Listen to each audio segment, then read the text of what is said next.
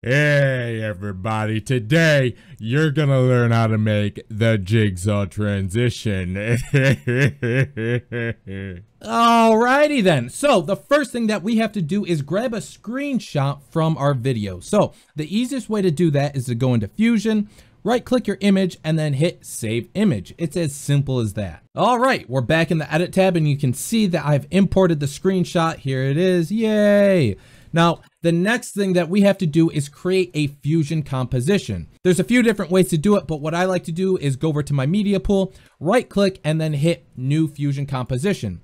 The only thing that you have to do is remember what your timeline frame rate is and match that with your Fusion composition. In this case, my timeline is in 30 FPS, so my Fusion composition is also going to be in 30 FPS. Click that, drag it into your timeline, and let's go into Fusion. Now it looks like your Fusion tab is broken, but I promise you it's not. We only have a media out node and there's nothing plugged into it, so there's just nothing to render. So grab a background node on the far left hand side of your hotbar, drop that in and connect it. Boom, look at that. We actually have a canvas. Now we're not gonna actually use this in this example, but it is something important to know.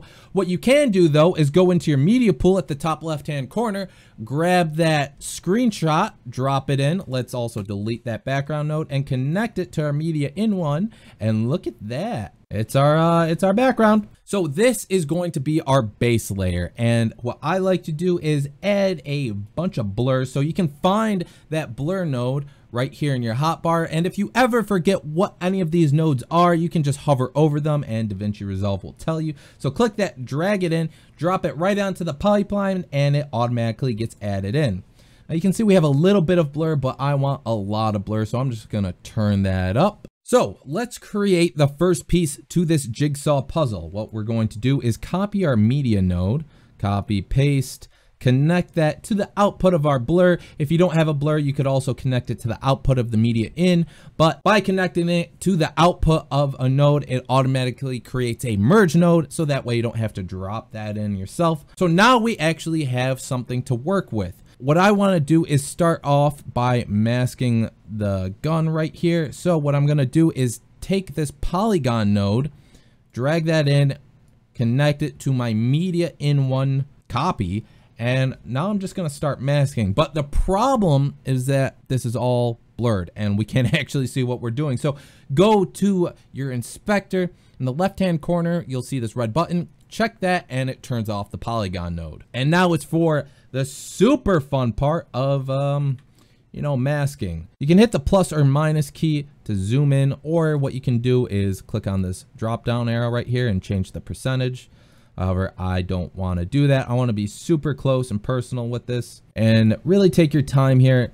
Make sure you get every little bit. The more time you spend here, the better this is going to look. Now, if you have a curved edge like this, what you can actually do is make a point, and then you'll see how we have this other little dot. Well, if you click that, oh, look at that. We can actually start to turn our line, or curve our line, I should say. All right, so now that this is all masked out, what we can do is turn our polygon node back on, and look at that. Just to make things less confusing, what we're going to do is rename this node so we know exactly what piece of the puzzle we're looking at. So what I'm going to do is click it and then hit F2 to rename it, and we're gonna type sheriff.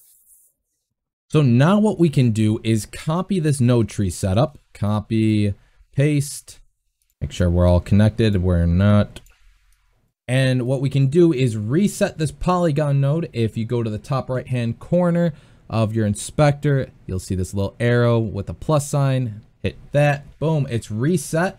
And now what we can do is start masking other bits of this. So same thing, turn off your polygon node and just start masking. Now, what I personally like to do is start closest to camera and work my way out. So in this example, what we have is our sheriff. That's going to be the first piece that comes in. Then let's have the ground come in afterwards. And we're going to kind of work our way backwards. So starting off with the floor. You know what I just realized? I actually have my node tree backwards, and this is actually a good part of the video so we can learn how nodes work. So nodes are kind of like layers, except they're going from left to right instead of up and down. So the way this is worked right now, the topmost layer is the floor. So let's move the floor.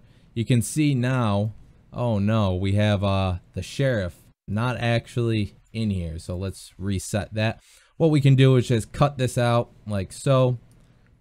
And like I said, we're working from closest to camera, furthest away. So now when we move this up and down, oh, look at that. The other thing that we're going to do is rename our merge nodes. So we're just gonna name this floor merge, and we're gonna name this sheriff merge. And this is going to be important for later. So same thing, what we're gonna do is keep working our way back. I think what I'm gonna do is work on this wall, and then we'll have this piece come in afterwards. So copy, paste, make sure you put it behind like so.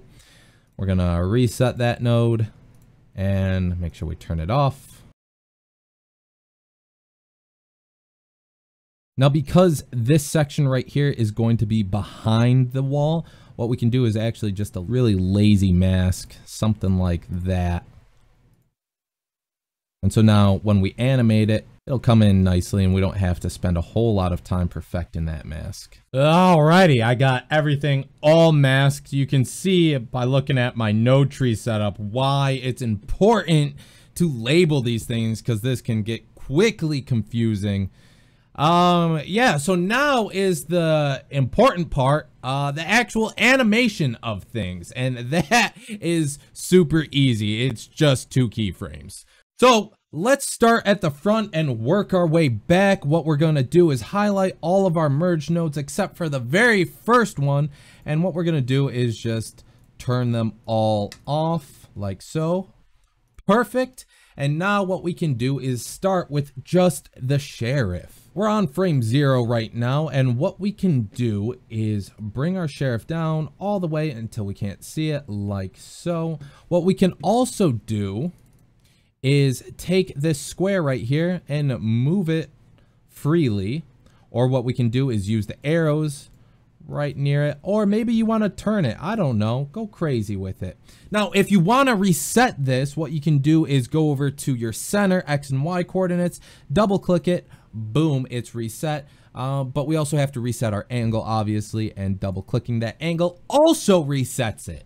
Like I said, what I want to do is bring this all the way down, and I'm just going to use the y-axis right here, bring that down, and what we're gonna do now is add a keyframe. So off to the right, you see all of these white diamonds. What you can do is check that, it turns red, and that lets you know, hey, you put a keyframe here.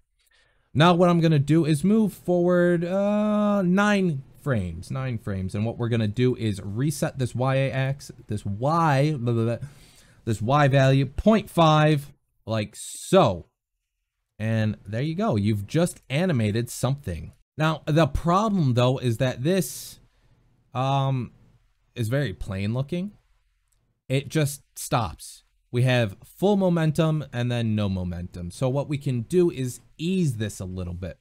What we're going to do is go to spline. You can find that at the top right hand corner, check spline, and oh my god, we have all of these, but luckily we named everything. So there we go, we have our sheriff merge, check that.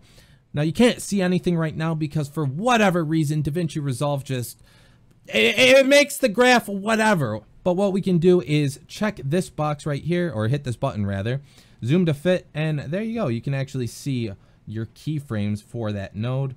And what I'm going to do is highlight this and hit S on my keyboard.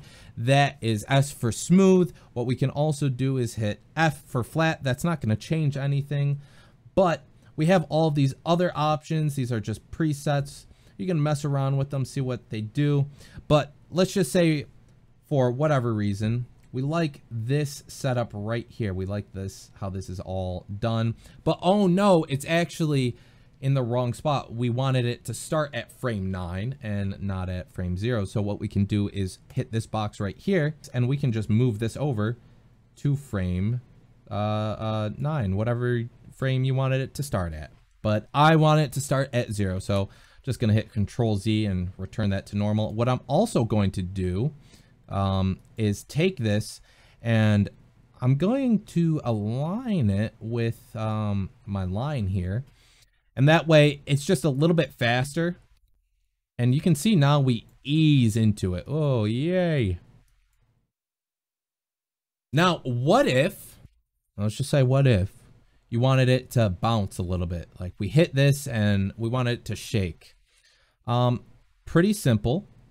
We're gonna move 1, 2, 3 frames, add another keyframe, 1, 2, 3, add another keyframe. And we're gonna go back to that one in the middle. You can see it on our timeline right here. And what we're going to do is bring this down just a little bit. So it's almost like it hits something and then it bounces off of that. So we don't want this to look smooth like so. That doesn't look right. So highlight that middle keyframe you got right here, hit F on your keyboard, and there you go. That looks a little bit more bouncy, right? If you don't like that look, and I'm gonna be honest, I kind of don't like that, what you can do is make this shorter. So instead of 3 frames apart, we're gonna have it 2 frames apart, just like so. There we go. And you just have to do that for everything. Good luck. I'm just kidding. Well, sort of. You actually do have to do all of that for everything. But there's kind of a order of operations that you should follow. So basically, once this hits, we can have our floor start to come in. Yeah, let's bring our floor all the way down like so. Add a keyframe, move 9 frames over, so frame 18. There we go. Switch you back to 0.5. And we're going to do the same thing that we did before. We're going to go 1, 2, 3. Oh, 1, 2, 3. Add a keyframe. And then 1, 2. Add another keyframe. Go over to spline. We don't need to see the sheriff. We just need to see this. So zoom to fit. Highlight this. Hit S on our keyboard. Uh-oh. Just kidding. Hit F, highlight this one, bring this line up to match our purple line. And we need to bring our middle keyframe down just a little bit like so. We're gonna highlight, we're gonna highlight it and hit F. So now it should bounce. Yay. Maybe we don't like this, and I'm gonna be honest, I don't like it either. What we can do is highlight everything. Use this box right here, and we can move this over a little bit. Maybe at frame 12? Yeah, frame 12 we'll have the floor hit. Hit that box, and what we're going to do is move this over until our keyframe is on it. Whoa, look at that. That's pretty good. Now, I've ran into a bit of a problem that some of you might also run into. We have all this animated except for, our little archway right here.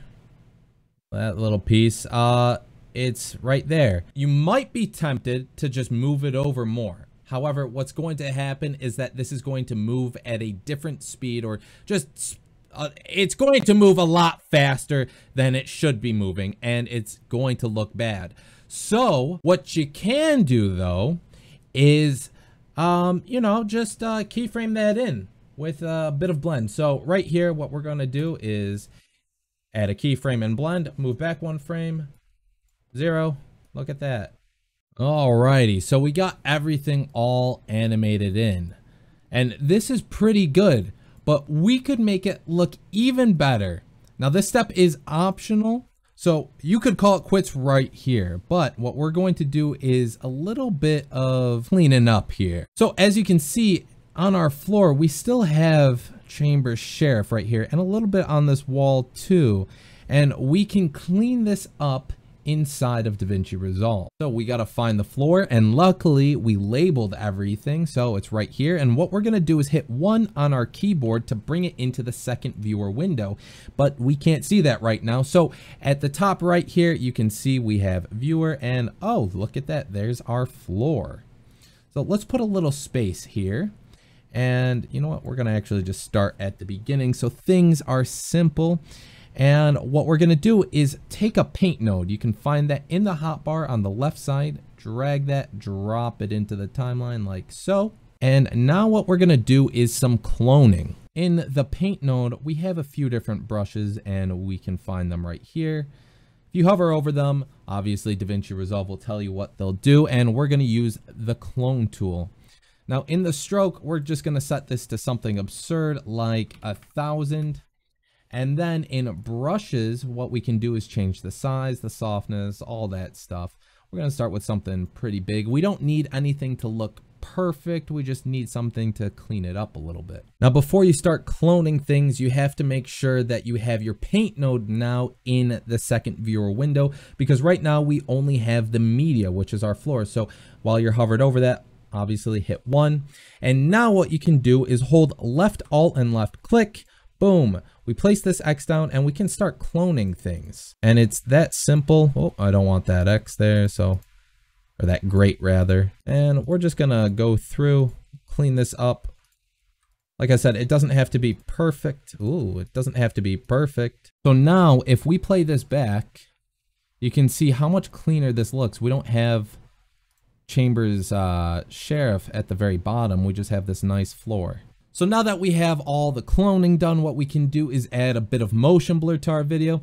So what we're gonna do is select our last merge node. We're gonna hit shift space to bring up the select tool page, type in optical flow, and then shift space once again and type in vector motion blur. And just like that, you have motion blur added. And now the very last thing that you have to do is trim your fusion composition and then just rearrange your timeline so that way your fusion composition sits in front of your video. And whoa. So I hope this video helped. If it did, hit that like button so I can know, and make sure you subscribe for more DaVinci Resolve tutorials, and maybe one day I'll release another Fortnite montage. Why did I say that?